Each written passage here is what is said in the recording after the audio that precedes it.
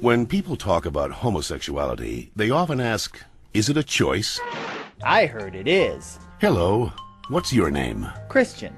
Well, Christian, let's see what the latest science has to say. Oh, that. To help us, here are two gay people, George and Martha. Before we can answer, is it a choice, we must first determine what it means to be gay. How do you know you're a homosexual? The same way you know that you're straight. Since the 19th century, many theories about homosexuality have been offered that are untestable and contradictory. Male homosexuality is the result of an absent father and an overbearing mother. See ya. Stand up straight, dear. And the female homosexual has never recovered from her anger over not having the penis.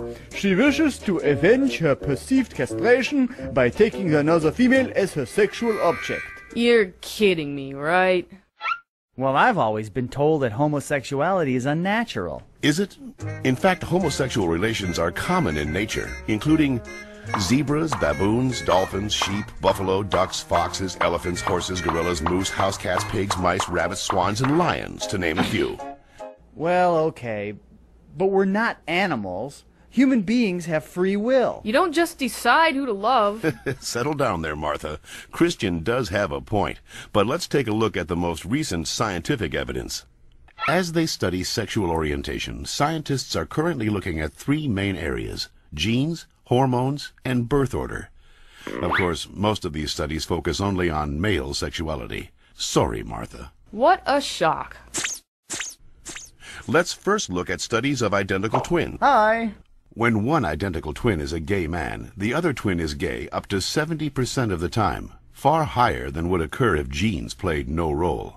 In fact, these studies show that genes play a greater role in determining sexual orientation than they do in whether or not you're right or left-handed.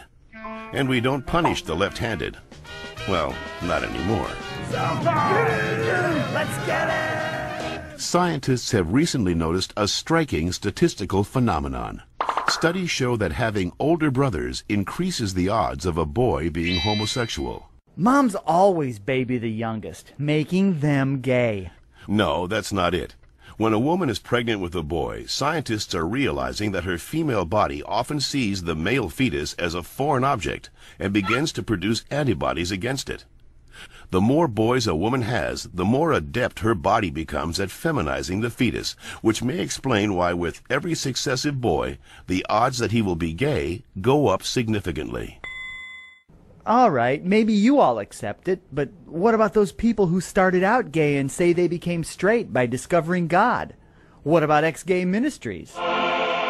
Even so-called ex-gay ministries don't claim to change a person's inner sexual desires, just his or her sexual conduct. We're still gay.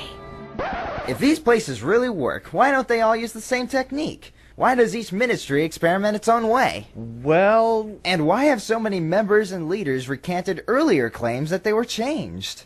Maybe these programs don't work for everyone, but what's the harm? How about the feelings of shame and guilt they instill and reinforce in their victims? Or the money, energy, and time they sap from people who have nothing wrong with them? Says you. Well, in point of fact, not just George says that, Christian.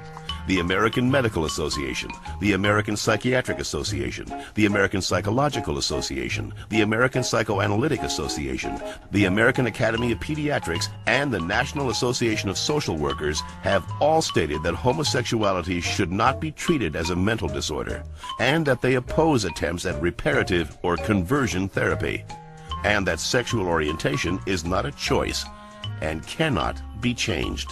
So that's it. I'm supposed to believe that it's not a choice just because all those doctors and scientists say so? Or you could just ask us. I do know this one girl named Heather who goes back and forth, but she's Shut up. The information in this educational cartoon is based upon studies that can be found in any university library, with the possible exception of the Bob Jones University in South Carolina.